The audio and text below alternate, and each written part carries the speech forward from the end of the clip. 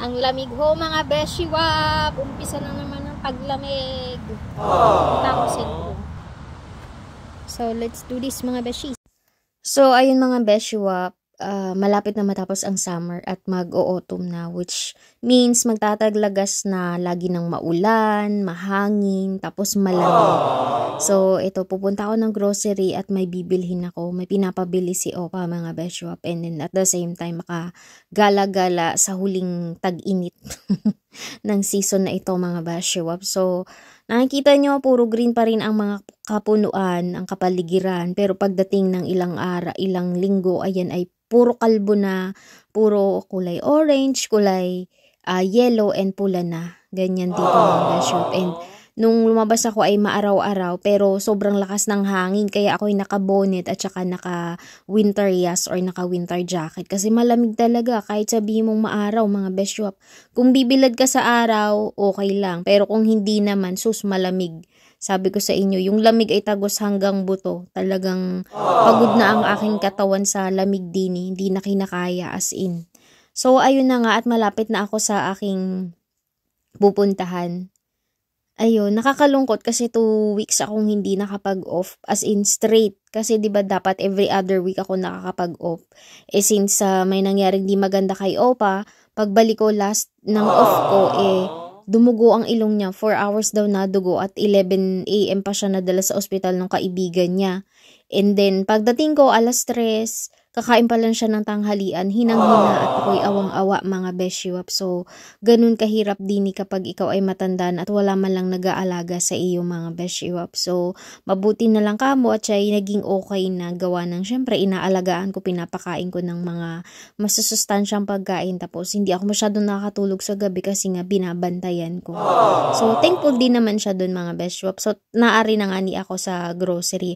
First stop natin mag-grocery muna ako ng mga kaunting kailangan ko namin ni Opa dito. Kasi ang lagi na lang naman niya kinakain is puro steak.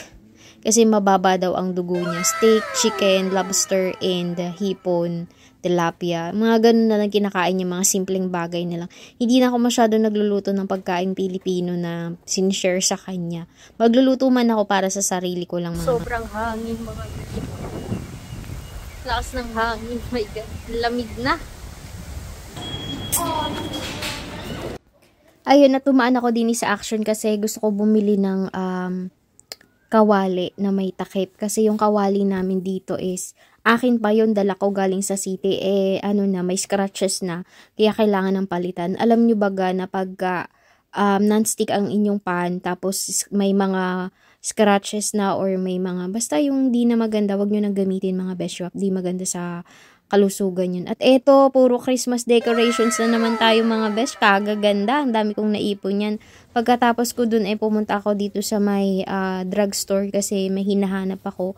May pinapabili si Opa mga beshwap. So, pag lumalabas ako talagang sinusulit ko. Tapos mabilisan lang talaga kasi si Opa ayaw na magpaiwan ng matagal. Pero sa next week or next off ko may magbabantay sa kanya kasi ako'y magla-Luxembourg mga beshiwap. So, pupunta pa ako sa isang store kasi may titingnan ako at naghahanap nga ni ako ng kawali mga beshiwap. Later. So, ayun na nga, pagkatapos ko ay diretso na ako pa uwi. Wala nang paligoy-ligoy pa at lakwatsa kasi ang aking alaga ay nag-aantay. So, pag lumalabas ako, hindi natutulog, inaantay ako makarating. Feeling ko kasi na-trauma siya sa nangyari dahil nga nung dumugo yung ilong niya, mag-isa lang siya, wala siyang matawag, and ayaw din naman niya ako istorbohin kasi malayo din naman daw ako. Sabi ko, kahit ano pa yan, ano mangyari sa'yo, tawagan mo ako kahit malayo ako'y darating, sabi ko sa kanya. Nahihiya naman daw siya kasi day off ko. So, ayun, nagtiis ang matanda, inantay pa yung kaibigan niya. Biruin niyo mula 7:30 ng umaga hanggang 11, dumudugo yung ilong niya. My God, gaano karaming dugong nawala sa kanya. Tapos, ayun, nadala siya mga 11:30 sa ospital, mga beshiwap. Tapos, nakauwi sila mga 2 or 3. And, ayun, hinang-hina ang matanda. Kaya, nauunawaan ko din naman kung bakit ayaw niya na magpaiwan ng matagal. And, ito yung sabi ko sa kanya, Opa, I don't want you to die in my watch, or ayokong mamatay ka na makikita ko. Ang sabi ba naman ng matanda di pumikit ka. Nagawa pang magbiro. My goodness talaga tong alaga ko. Napaka, niya, alam mo yung brave. Pero kasi alam niya sa sarili niya, since matanda na nga siya, sabi niya, nag-aantay na lang siya ng oras niya. Kasi na-enjoy na naman niya ang buhay niya dito sa lupa. At saka, inaantay na rin daw siya ng asawa niya. Kasi 5 years ago, pumanaw na yung asawa niya. So, ito na nga at malapit na ako mga Beshwap. Ang dami kong kwento for today's video, 'di ba? So, yun lang at maraming salamat sa walang sawang suporta. And that's it for today. Bye for now mga Beshwaps!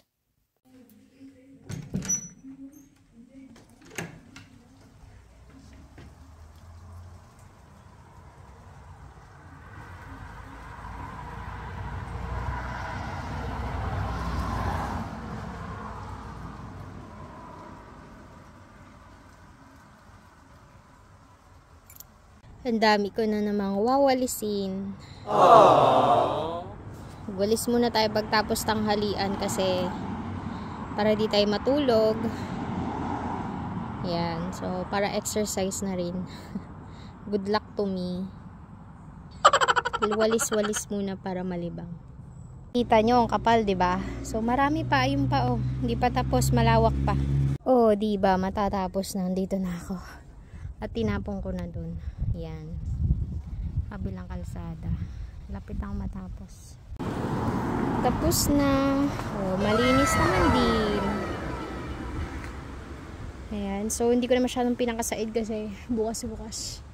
Marami na naman yan. So, at least nakapagpapawis, exercise na libang si Inday. My life. Buhay abroad. Europe pa more. So, mabilisan lang itong video na to mga Beshwap. Apakita ko lang sa inyo na parang binagyo ang aming street kasi dahil autumn na, taglagas na, nalalagas na ang mga dahon at in a few days magiging yellow, orange, and brown na yan mga Beshwap. Pero ngayon namnamin muna natin ang green ng ating kapaligiran mga Beshwap. And napakahangin po ng araw niya, napakadelikado lumabas kasi maraming nalalaglag na mga sanga. Tsaka yung mga dahon, yung mga tuyong sanga, nakakatakot. Tapos may maano sa yung acorn, ay napakasakit po sa ulo. Para kang binato mga Beshwap. So ako'y pumunta lang din sa sentrum at ako ay mabili mga Beshwap. So that's it for today's video and bye for now. The next day. Hello mga Beshwap, at autumn is real na nga mga Besh. Kahit na mainit tingnan, pero napakalamig ho mga Besh. So, alam niyo na, wala na akong iba vlog, kundi puro grocery na lang mga Beshwap. Kasi yun lang naman ang trabaho ko dito, kumain, matulog, at mag-grocery para kay Opa. So, for today's video, punta tayo sa grocery mga Beshwap. So, ayan na nga po, at ako ay dito dumaan sa highway. Well, actually, dini naman talaga ako nadaan pag doon ako nadaan sa kabila, mga Beshwap. At malapit lang, 7 minutes lang by bike ang ating pag-grocery. A few moments later. Tapos na mag-grocery si Inday. Maaraw pero malamig mga Beshies. Kala nyo ba? So, tara na, let's go. Ayun mga Besho, pagkatapos mag-grocery, wala namang ibang gagawin, kaya uwi na tayo. At saka, para kung may bata, kailangan mabilis akong kumilos at mag-grocery or pag lumabas kasi ang aking alaga ho ay hindi na napayag na matagal akong umalis. Pag mag-day off ako ngayon, kailangan meron ng magbabantay sa kanya. Kasi nga na-trauma dun sa nakaraang nangyaring nag-day off ako. Pero naiintindihan ko naman dahil matanda na siya, 86. Sa atin sa Pilipinas, yun ay matanda na pero dini sa Netherlands, pag sinabi mong ganon, yun ay ayos pa sa kanila, bata pa. Kasi para sa kanila, age is just a number. Actually, may tumatagal pa nga ditong 90 plus or 100 kahit mag-isa lang sa bahay. Pero pag mga 90s na, ang ginagawa nila, dinadala na talaga nila sa bahay ng matatanda kung walang kasama sa bahay. Since si Opa naman ay binayayaan at nagsipag nung kanyang kabataan, kaya ito, may pera siyang pangbayad sa katulad ko na makakasama 24/7. So, hindi pa naman si Opa umaasa sa akin. Nagagawa pa naman niya maligo, kumain mag-isa, ganun. Pero yung pagluluto, pag-grocery, yun ang hindi niya magawa. At saka hindi rin talaga siya lumalabas ng bahay. Lalabas man sa may gate lang o kaya sa garden, mag-iikot-ikot pag maayos ang weather. Lalo pag summer. Pero ngayon wala, tamad na talaga siyang lumabas. So, nadini na ako and that's it for today's video mga besh. Bye for the next day. Hello mga beshwap, at autumn is real na nga mga besh. Kahit na mainit tingnan pero napakalamig ho mga besh. So, alam niyo na wala na akong iba vlog kundi puro grocery na lang mga beshwap kasi yun lang naman ang trabaho ko dito, kumain, matulog at maggrocery para kay Opa. So, for today's video, punta tayo sa grocery mga beshwap. So, ayan na nga po at ako ay dito dumaan sa highway. Well, actually, dini naman talaga ako nadaan pag doon ako nadaan sa kabila, mga beshiwap. At malapit lang, 7 minutes lang by bike ang ating pag-grocery. A few moments later. Tapos na mag-grocery si Inday. Maaraw pero malamig mga beshis. Kala nyo ba? So, tara na, let's go. Ayun mga besh, so pagkatapos mag-grocery, wala namang ibang gagawin, kaya uwi na tayo. At saka, para kung may bata, kailangan mabilis akong kumilos at mag-grocery or pag lumabas kasi ang aking alaga ho ay hindi na napayag na matagal akong umalis. Pag mag-day off ako ngayon, kailangan meron ng magbabantay sa kanya. Kasi nga na-trauma dun sa nakaraang nangyaring nag-day off ako. Pero naiintindihan ko naman dahil matanda na siya, 86. Sa atin sa Pilipinas, yun ay matanda na pero dini sa Netherlands, pag sinabi mong ganoon, yun ay ayos pa sa kanila, bata pa. Kasi para sa kanila, age is just a number. Actually, may tumatagal pa nga ditong 90 plus or 100 kahit mag-isa lang sa bahay. Pero pag mga 90s na, ang ginagawa nila, dinadala na talaga nila sa bahay ng matatanda kung walang kasama sa bahay.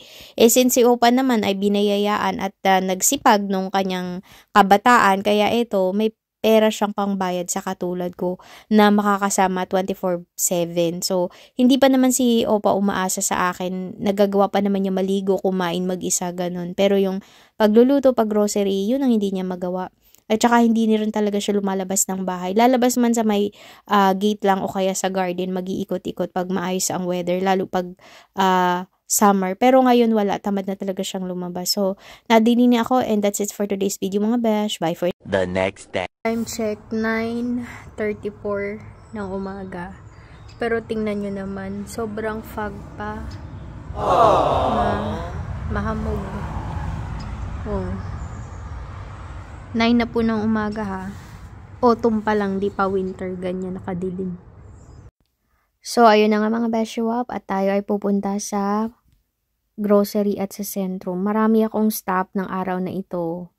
Ewan ko ba? Basta pupunta ako sa sentrum at ako ay may bibilihin. O ayan, huminto pa ako. At sobrang fog ng araw na ito. Hindi ko na tumatandaan. Parang Wednesday ata to ng umaga. Wednesday ng umaga. Ito yung may traffic nung umagang-umaga dito sa area namin mga beshiwap at tayo tatawid na kasi ang unang stop ko nito ay pupunta ako dun sa grocery, then pagkatapos pupunta ako ng sentrum kasi ako ay may bibilhin.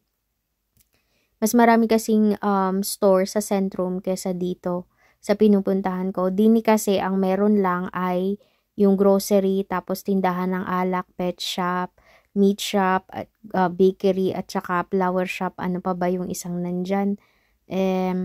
Yung bilihan din ng kung ano-ano pero medyo mahal. Kaya pag may bibili na akong anik-anik, doon ako sa Action kasi mura-mura mga beshiwap. So, buong paligid po ay medyo makulimlim at foggy that day mga beshiwap. Nakikita nyo naman sa ating video at malamig. A few moments later. At ayun na nga, nakarating na ako sa grocery at ako'y mabili lang ng mga kaunting kailangan namin ni Opa. Hindi na ako nag-stock masyado kasi lalo na pag prutas, gusto ko fresh talaga yung binibigay ko sa kanya. Mga 2 to 3 days lang yung binibili ko, tapos bibili ulit ako. Aring manggang ire ay napakaasim, my goodness. Hindi ko man lang nabigay kay Opa. Ayaw niya na maasim, gusto niya matamis talaga. So, ayun, bumili lang ako dito ng itlog, prutas, tsaka chicken ata. At tsaka nung favorite niya na beef. So, pagkatapos ko naman din ni mga besh, ay diretso na ako dun sa pinakang sentrum. Kasi nga, dun maraming shop at may kailangan akong bilhin. Bumili ako ng kailangan ko para sa buhok kasi wala na siya mga besh. And meron naman din sa grocery na ere, kaso ay medyo mahal. Kaya naghanap-hanap ako sa sentrum. Karamihan kasi pag bibili ka ng mga pangpaganda, may tatlo kang pipilian. Kraut fat, triplester, something like that. Tapos, mostly is buy one, take one. So, yung mga shop na yun magkakalapit lang. Kaya ang ginawa ko, tiningnan ko isa-isa saan mura at doon ako nakakita sa Etos, buy one take one. O, diba, nakasulit si Inday. So, ayan, napaka-sarap mag-bike sa araw na ito kasi hindi masyadong mainit. Pero malamig, mga besh. Alam nyo bang nakapang-winter na ang mga tao dito? Pero autumn pa lang. And dito ay medyo napahinto ako at ako'y naglakad at nakakita ko ng puno ng small apple or cherry apple. Yung maliliit na apple na yan. Yan, oh. Hindi yan kinukuha, hindi yan kinakain kasi sobrang asim yan. Na-try ko na yan dati. Meron yan sa may bahay ng amo ko. Tinikman ko. Sus, pagka-asim-asim. Ito na ako sa Centrum at tayo may titingnan. Wala na akong panglagay sa buhok. Wow! At ayun mga best shop. So, dalawang shop yung pinagtingnan ko. Medyo same price sila. $8.99, $8.45, ganon. Dito, buy one, take one. Kaya dini ako bumili mga best shop. And na-notice ko may song pala. Kaya, ayan, voice over ko na lang. Ayan. So, grab na mga best shop kasi buy one, take one. Kung saan tayo makakamura.